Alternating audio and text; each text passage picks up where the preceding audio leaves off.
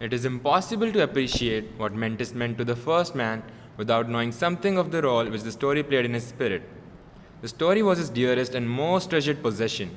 He had a story about everything. The Bushman interpreted nature by means of story. His stories trailed clouds of glory from the first spirit that was their common home.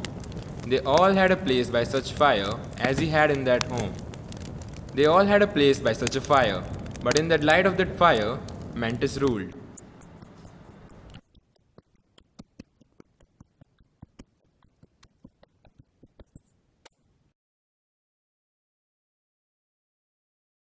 What it must have been like at first light in Africa, we can only guess. But what we do know is that with all that bewildering richness of choice around him, the Bushman chose the humble Mantis.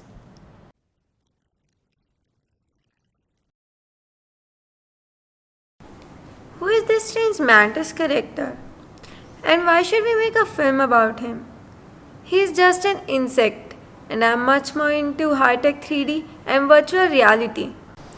Consider for a moment the beginning of the mantis himself.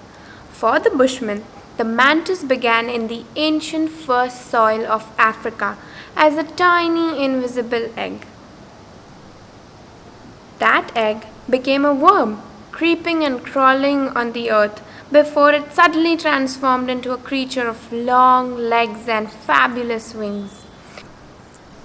Finally, in the act of procreation, Mantis was devoured by his women. That is, he laid down his life in the element through which alone he could create. There was something curiously human about his face. Its heart-shaped pointed chin, high cheekbones and yellow skin. I realize now how like a bushman's that face was. Besides, his eyes were extraordinarily big and bright, as if capable of extra perception. I was really quite confused about it all. I had so much on my mind, and I really don't know what the story was. At heart, the Bushman was a hunter, not of big game, but of greater meaning.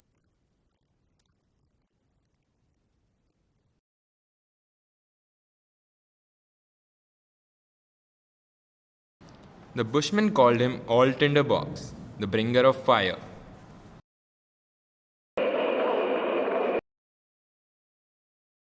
The elephant represented the exaggeration and excess from which his spirit had to free itself.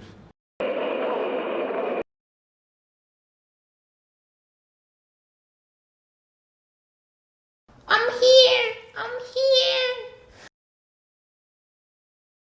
I'm here!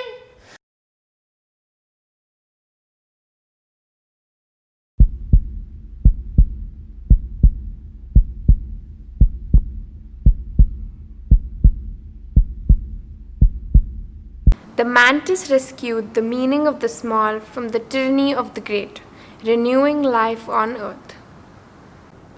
Trembling from the impact of an invisible virus, we remember the importance of the smallest things.